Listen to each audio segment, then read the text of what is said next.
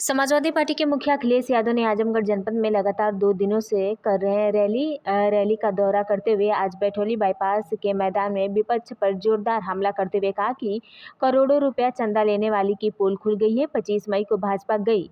उन्होंने कहा कि 4 जून को 12 बजे एक पिक्चर रिलीज हो जाएगी और उस पिक्चर का नाम होगा एक थी भारतीय जनता पार्टी। उन्होंने खाद की बोरी को लेकर कहा कि भारतीय जनता पार्टी प्रति बोरी से 10 किलो खाद चुरा रही है। डीजल पेट्रोल ही नहीं, बाजार में हर चीजों के दाम बढ़े हुए हैं, दवा के दाम बढ़े हुए हैं।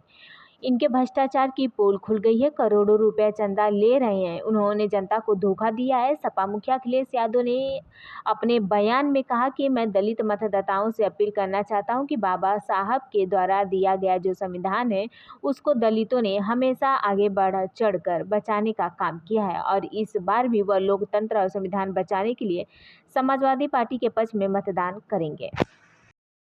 4 जून को 12 बजे पिक्चर रिलीज हो जाएगी और उसका नाम होगा एक थी भारतीय जनता पार्टी। लगातार जनता का गुस्सा बढ़ता चला जा रहा है और 7वें चरण आते आते आप देख लेना 7वें आसमान पर होगा। पूर्वांचल की जनता और खासकर इन 2 चरणों की जनता भारतीय जनता पार्टी को कभी स्वीकार नहीं कर सकती। इन्होंने आरक्षण ख़त्म कर दिया, इन्होंने नौकरियां नहीं दी, जो समय समय पे बुलडोजर लेकर के घूमते थे उन्होंने जानबूझ करके पेपर लीक कराया। आखिरकार एक भी पेपर लीक कराने वाले की जानकारी नहीं हुई, न उस पर बुलडोजर चला। और जो लोग 400 पार की बात कर रहे थे वो 400 हारने जा रहे हैं। और 400 पार को भी अगर हम समझें गिनती तो इसका मतलब यह है कि 400 पार जितनी सीटें थी वो जीतने जा रहे हैं। अगर हम कहें नदिया के पार, सड़क के पार, या हम कहें इसके उस पार, तो क्या हुआ कि उसके बाद कितनी सीटें, तो उसके बाद तो केवल बनती हैं 143 सीटें। और यकीन करना 140 करोड़ जनता इस बार इन्हें 140 सीटों के लिए भी तरसा देगी। और जो कहते हैं शहजादे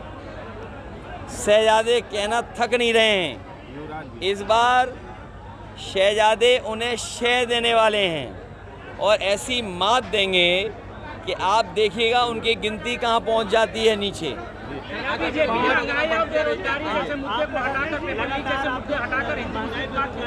देखिए उनकी वही घिसी पिटी कहानी, वही उनके थके हुए डायलॉग, जनता इनकी कहानी सुनना नहीं चाहती। और इसीलिए उनके कार्यक्रम देख लो, उनके पंडाल देख लो, लोग गायब हैं, आ नहीं रहे हैं। अधिकारियों को या कर्मचारी जो सरकारी हैं, आप बेहतर जानते हो, उन्हें कपड़े बदल करके बैठा रहे हैं और हमारे कार्यक्रम में कम फोर्स लगा करके, और उन्हीं के बीजेपी के लोग लाल टोपी लगा के या लाल गमछा डाल करके हमारा कार्यक्रम खराब करने आ रहे हैं। परिवारवाद कह रहे हैं कि परिवार तक ही सीमित रह जाएंगे। देखिए जो लोग परिवारवाद कह रहे हैं उन्हें कम से कम यहाँ किसी मंदिर में जाके संकल्प ले लेना चाहिए। वो क्या किसी परिवार वाले को टिकट नहीं देंगे और किसी परिवार वाले से वोट नहीं मांगेंगे। आप लोग लगातार महंगाई बेरोजगारी की बात कर रहे हैं। जिस पूर्वांचल के चुनाव आते ही बीजेपी जो है कहने लगी अगर इंडिया अलायंस के लोग आएंगे तो हिंदू खतरे में हो जाएंगे। देखिए कोई खतरे में नहीं है। भारतीय जनता पार्टी का सफाया होने जा रहा है। मैंने जैसा कहा कि ये जो अभिनय करने वाले लोग हैं, दिल्ली वाले और यहाँ वाले, इनकी पिक्चर पिट चुकी है। इनकी कोई पिक्चर देखना नहीं चाहता, शो में जाना नहीं चाहता इनके। और ये लोग बुरी तरह हारने वाले हैं क्योंकि जनता के लिए इन्होंने कुछ नहीं किया। दलित कितना सपोर्ट कर रहे हैं इंडिया गठबंधन को? देखिए मैं बहुजन समाज के लोगों से कहूँगा और मुझे खुशी है इस बात की कि हर चरण में बहुजन समाज के लोग बढ़ चढ़ करके संविधान बचाने के लिए आगे खड़े हो गए हैं। इसीलिए लोकतंत्र बचाने के लिए और संविधान बचाने के लिए सब लोग आएँ।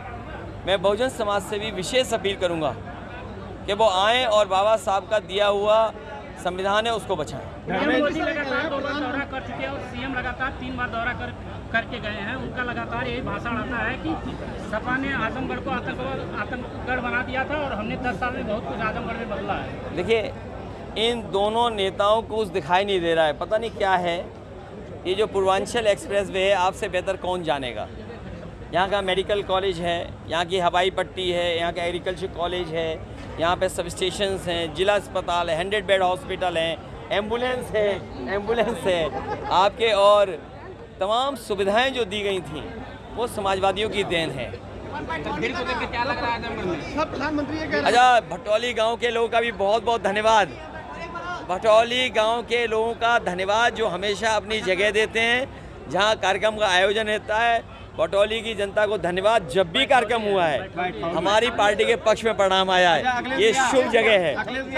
चुनाव बाद मिलेंगे। काफी बातें इंडिया गठबंधन कितने सीटों से आ रहा है? देखिए, इंडिया गठबंधन और यूपी का मैं बता दूं आपको, अभी तक तो मैं सोचता था कि 80 में 79 सीटें जीतेंगे, लेकिन जो माहौल देखा मैंने भदोही और आसपास, इस बार क्यूटो भी बीजेपी हारने वाली है।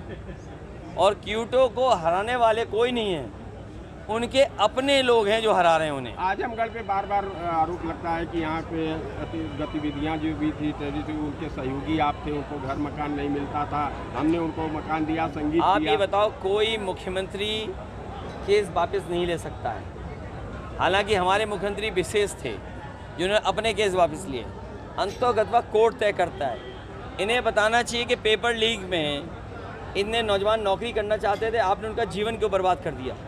अग्निवीर जैसी व्यवस्था लाए हैं आप, क्या आप सीमा की रक्षा इनसे करवा लेंगे? आप 4 साल की ट्रेनिंग में, 4 साल की नौकरी में क्या चीन जैसा बड़े देश से मुकाबला कर लेंगे? आपकी ज़मीनें कब्जा कर रहा है। और मैं कह के जा रहा हूँ आपसे, आप किसी भी बीजेपी वाले से पूछेगा कि रिजांगला का जो मेमोरियल था, जो कभी बनाया था हमारे फ़ौज ने, जो फ़ौज हमारी बहादुर फ़ौज थी जिसने चीन से हमारी ज़मीन बचाई थी, और जो शहीद हुए थे उनके बारे में कहा गया कि आखिरी बॉडी तक और आखिरी बुलेट तक फ़ौज लड़ी थी।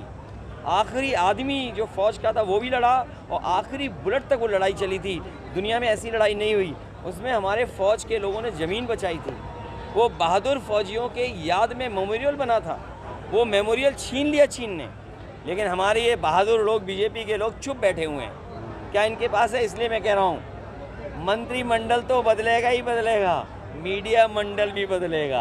अच्छा, और हमारे आपके लिए तो खुशियों के दिन आ ही रहे हैं, लेकिन आपके लिए फ्रीडम ऑफ प्रेस का दिन है वो। अखिलेश जी, 4 जून फ्रीडम ऑफ प्रेस का दिन भी है। आपकी भी आज़ादी उस दिन मिलेगी। अखिलेश जी ये कहा जा रहा है कि आज